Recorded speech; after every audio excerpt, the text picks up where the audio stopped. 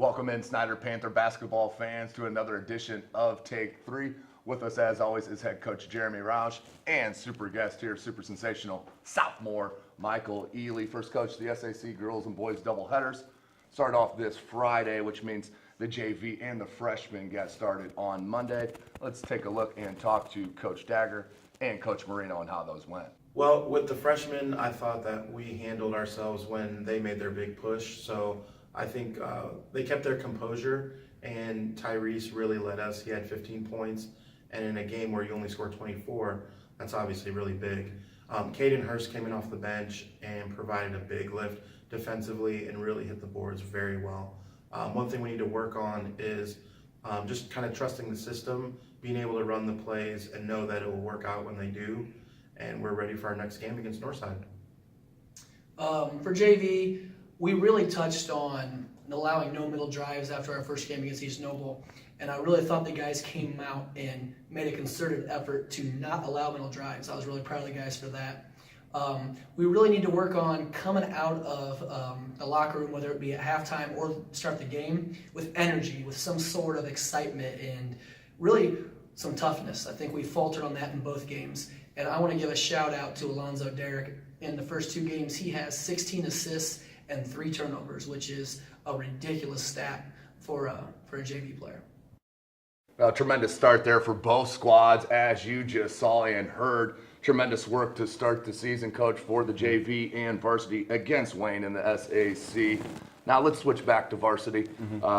You started the season with that big win at East Noble in the Big Blue Pit down there, up there in Kendallville.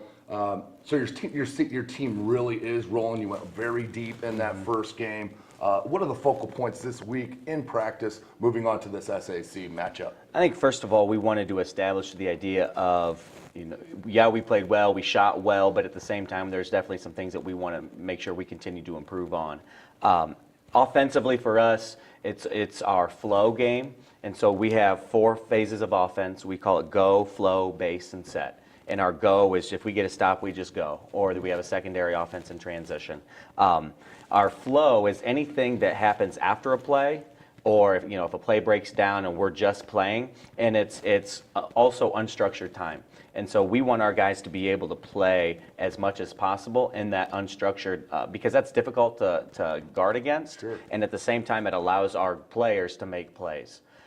So we had 18 possessions in our flow game against East Noble, but we only scored on 2 or 3 of them. So we want to make sure that we're continuing to move the basketball, screen for each other, move without the ball, make extra passes, recognize whether it's my shot or it's my next pass, and just to kind of clean that stuff up on offense. Good. And then on defense, a lot of it's ball pressure. If your defense is bad, your ball pressure is bad. I don't think that our defense was bad, but I think our ball pressure can always improve. And then our biggest point of emphasis for this week was improving the communication part of our defense. Talking to the basketball, understanding the terminology about where we are on the court, and communicating to our teammates where we are. If you are a communicating defensive team, that means you understand the game enough to be able to verbalize it. And if you don't understand the game enough to be able to verbalize it, then you're telling everybody that by not communicating on the floor. So we say you're only as good as your most silent defender. And so on defense, we want everybody to be a talking defensive player. With that, also, we've got some things that we want to clean up about Wayne, but I'm sure we'll get to that here in a bit. Absolutely. Now, you brought Micheal Eley with us here today. Thank you for doing that, by the way. Why don't you go ahead and introduce him? Michael's a sophomore, was first or second team All-SAC as a freshman, high-level player, can shoot it, drive it, do a lot of different things. Obviously played well against East Noble. But one thing that I've really been impressed with Micheal in the last couple weeks is him embracing that influence and that leadership role. With being one of our best players, he's naturally going to fit into this role where other people kind of feed off of his energy and the way that he plays, just by the fact that he's an excellent basketball player. And for a 15-year-old, that can be sometimes a difficult challenge. But he's embraced that. He's taken on the role of a captain, and he knows that his energy and the work that he brings kind of lifts the team. And he's done a great job of that recently, and I wanted to showcase that. So, Micheal, let's bring you in here now. You just heard Coach mention you're a sophomore, and he has you as a captain. What does that mean to you personally? It's an honor because just like being so young and being a captain, it's just like leading the team. So Go back to the game against East Noble in that opening night. That first half, the deep ball, you really kept your team in the ball game. That really spread it out, and then Dylan Duff and some other guys got it going, Underwood and such. How much pride do you take in that long jump shot?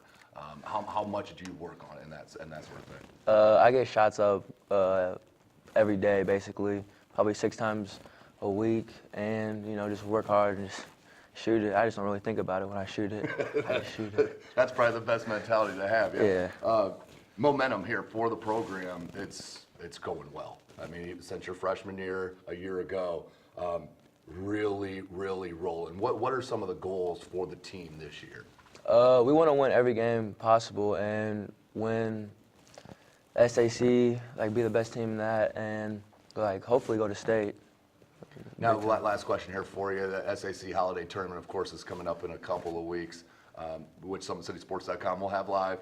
But how important is that to you guys as a club, the Holiday Tournament? Not looking forward to anything, just in general.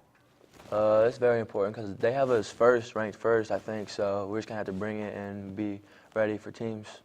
Awesome, Micheal Eley. Appreciate you joining us. Now let's transition back, Coach, to the game tomorrow against a Craig Young, less Wayne General team. So a different club than what you're used to a year ago. They graduated a ton as well, a ton of shooters as well. What will it take this Friday to get that first conference win under your belt? Well, with Coach Rare, they're going to play hard. They're going to be physical. Like I say, he does a really nice job with them, and he's been there long enough to kind of establish that identity of the team. So even though they might have lost a lot in terms of last year, he's got the culture established with the way that he wants it, and so it's going to be a battle tomorrow night. We got a chance to see him last Saturday at Culver. And got a chance to look at what they do, and we've placed a premium on our ball screen defense. I think their strengths are in their guards, and they've got a nice big wide body to set those screens. So I think they're going to try to utilize sideline ball screens a lot, and we're going to want to make sure that we kind of guard those the way that we want to, and communicate and be on one page on a defensive, from a defensive standpoint.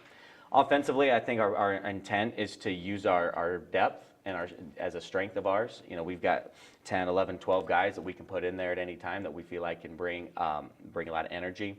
And so with that, we want to be able to extend our bench, hopefully get into their bench a little bit, make fatigue a factor in the game, and constantly be on foot on the pedal offensively in our transition.